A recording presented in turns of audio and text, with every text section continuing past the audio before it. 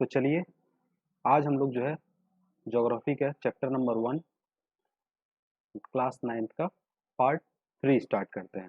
ठीक है, तो अभी तक हम लोग ये देख चुके हैं कि आपके लोकेशंस के बारे में, है ना, कि ईस्ट मोस्ट, लैटिट्यूड और लॉन्गिट्यूड समझ चुके हैं। चलिए तो बिना टाइम वेस्ट किए हम लोग आगे बढ़ते हैं। अब जो है अगर मैं बात करूं कि आपका जो सबसे वेस्ट पॉइंट है और जो आपका सबसे ईस्ट पॉइंट है, ठीक है, तो ईस्ट और वेस्ट इन दोनों के बीच की जो डिस्टेंस है वो कितनी है, वो आपकी कितनी होती है 2933 किलोमीटर।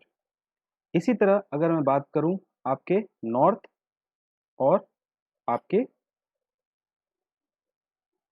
साउथ की, ठीक है, नॉर्थ और साउथ के, तो नॉर्थ और साउथ की जो एक्चुअल डिस्टेंस है वो कितनी है 3214 किलोमीटर। ये दोनों डाटा आपको जो है अलग अलग जगह अलग अलग मिलेंगे, बट हम यहाँ पे बात करेंगे किसकी, केवल और केवल एनसीईआरटी की, है ना, उसी की डाटा को हम लोग ऑथेंटिकेट डाटा मानेंगे। ठीक है, चलिए आगे देखते हैं। अब मैं बात करूँ कि अगर सबसे ईस्ट मोस्ट स्टेट कौन सा है आपका, तो ईस्ट मोस्ट स्टेट जो है आपका अरुणाचल प्रदेश है। ठीक है, इसी तरह अगर मैं वेस्ट मोस्ट स्टेट की बात करूं तो वो गुजरात है। बट अगर मैं बात करूं कि ईस्ट मोस्ट पॉइंट कौन सा है ना, कौन सी जगह है जो सबसे ईस्ट में है, तो वो आपका है किबीटू विलेज। ठीक है, और आपका वेस्ट मोस्ट पॉइंट कौन सा है, गुहर मोती। ठीक, इस तरह से बात हो गई हमारे ईस्ट और वेस्ट की। Now come to the north and south. ठीक है, तो मैं बोलूं कि नॉर्थ मोस्ट स्टेट कौन सा है आपका, लद्दाख, है ना, जम्मू कश्मीर में जो लद्दाख है वो। ठीक है, लेह में पड़ता है कौन सा पॉइंट, इंदिरा कॉल, जो सियाचिन ग्लेशियर में है ना, तो इंदिरा कॉल जो है आपका नॉर्थ मोस्ट पॉइंट है भारत का। नाउ अगला बात करें कि साउथ मोस्ट पॉइंट कौन सा है, साउथ मोस्ट पॉइंट जो है आपका कैप कैमेरॉन है ना, कैप कॉमिरॉन है, और उसी को हम लोग कन्याकुमारी के नाम से भी जानते हैं। तो साउथ मोस्ट पॉइंट कौन सा हो गया, कैप कॉमिरॉन, जिसको हम लोग कन्याकुमारी बोलते हैं। नाउ ये चारों पॉइंट जो हैं, है ना, जो आपके चारों पॉइंट हैं, इंदिरा कॉल, गुहर मोती, फिर उसके बाद आपका कैप कैमोरॉन और आपका किबीठू विलेज, ये चारों पॉइंट जो हैं वो आपके लैंड पे है ना, भारत का जो लैंड है उसके ऊपर लाई करते हैं, है ना। नाउ अगर मैं भारत का मेनलैंड मेनलैंड छोड़ दूं, मेनलैंड आपका ये वाला जो पोर्शन है पूरा, इसको हम लोग मेनलैंड बोलते हैं।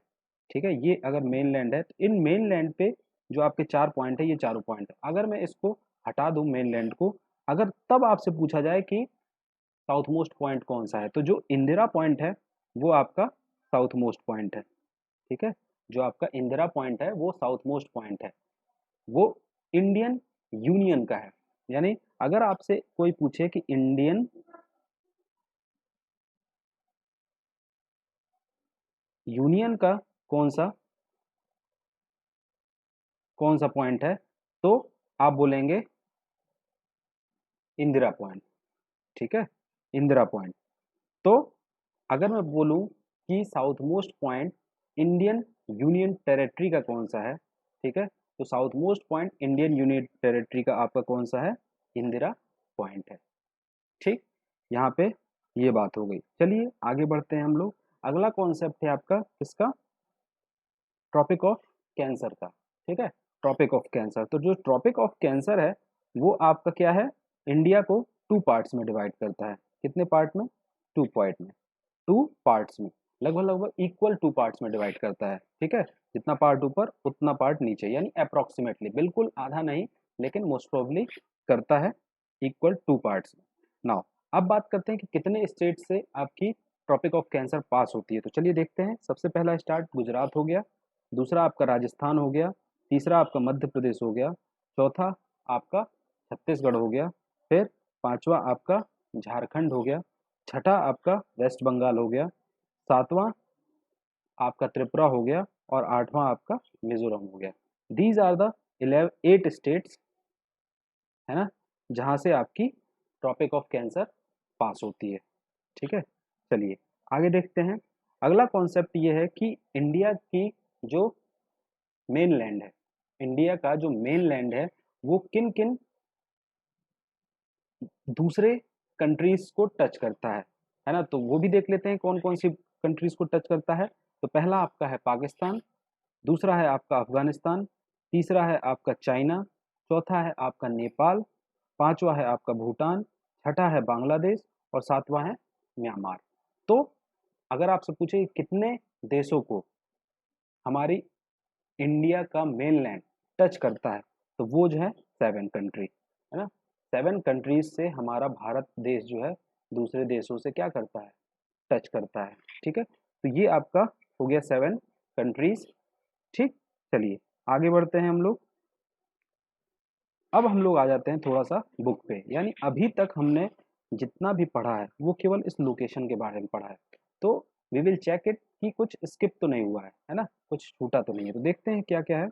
जो पहला पॉइंट है आपका कि नॉर्थन हेमिस्फीयर में, lying entirely in the northern hemisphere, तो ये हम लोग देख चुके हैं।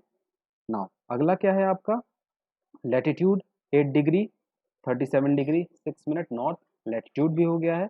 कम टू द नेक्स्ट, लॉन्गिट्यूड की बात करेंगे तो ये लॉन्गिट्यूड भी आपका हो गया है 68 degree 7 minute and 97 degree 25 minute east. ठीक है, फिर उसके बाद हमने ट्रॉपिक ऑफ कैंसर देख लिया है। ट्रॉपिक ऑफ कैंसर क्या है, 23 डिग्री 30 मिनट नॉर्थ। ठीक है, 2 पार्ट्स में डिवाइड करता है इसको, भारत को, ये भी हम लोग देख चुके हैं। फिर उसके बाद क्या है, 2 south east and south west mainland of Andaman and Nicobar island and the Lakshadweep island, है ना। ये थोड़ा सा बच गया है, तो इसको हम लोग फिर से एक बार देख लेते हैं पीछे जाके। ठीक है, चलिए देखते हैं। ठीक, ये है आपका। तो अगर मैं ऐसा मैप बनाऊं, ठीक है, ये आपका सपोज दैट मैप है। ठीक है, ये एक पॉइंट है और ये एक पॉइंट है, ये आपका ईस्ट है। ठीक है, ये आपका वेस्ट है, ये आपका नॉर्थ है और ये साउथ है। नॉर्थ एंड नोज, नोज से आपका नॉर्थ हो जाएगा। ठीक है, ये वाला पॉइंट है आपका साउथ ईस्ट और ये वाला पॉइंट है आपका साउथ वेस्ट। ठीक है, साउथ ईस्ट है एक और एक साउथ वेस्ट है। अगर मैं आपसे पूछूं कि साउथ ईस्ट में भारत का कौन सा हिस्सा है, तो वो है आपका अंडमान निकोबार आइलैंड। ठीक है, जिसकी कैपिटल पोर्ट ब्लेयर है। ठीक है, साउथ ईस्ट में भारत का कौन सा हिस्सा है, यूनियन टेरिटरी का कौन सा हिस्सा आता है जिसको हम लोग आइसलैंड या द्वीप बोलते हैं। तो कौन सा आइसलैंड पड़ता है आपका साउथ ईस्ट में, तो साउथ ईस्ट में आपका पड़ता है अंडमान निकोबार आइसलैंड। इसी तरह अगर आपसे पूछा जाए कि साउथ वेस्ट में कौन सा आपका आइसलैंड पड़ता है, तो आपका लक्षद्वीप जो है ये साउथ वेस्ट में पड़ता है, जिसकी कैपिटल आपकी कौन सी है, कवरती है। ठीक है, तो दो ये पॉइंट हो गए, साउथ ईस्ट और आपका साउथ वेस्ट। ना चलिए आगे देखते हैं। इंदिरा पॉइंट, ये जो है आपका इंदिरा पॉइंट, ये 2004 का जो सुनामी आया था उसमें सबमर्ज हो गया था, यानी पूरी तरीके से डूब गया था। तो ये बाकी चीज़ें तो हम इसमें देख ही चुके हैं। चलिए आगे देखते हैं। ठीक है, तो अभी तक यानी 3 पार्ट्स में हमने पूरे फर्स्ट पैराग्राफ को समझ लिया कि कौन सी चीज़ें कहाँ कहाँ पे आती हैं और कौन सी लोकेशन है ना। यहाँ तक हो गया है, बाकी हम लोग आगे साइज के बारे में फिर नेक्स्ट लेक्चर में देखेंगे। ठीक है, okay, thanks for watching, have a good day, bye bye.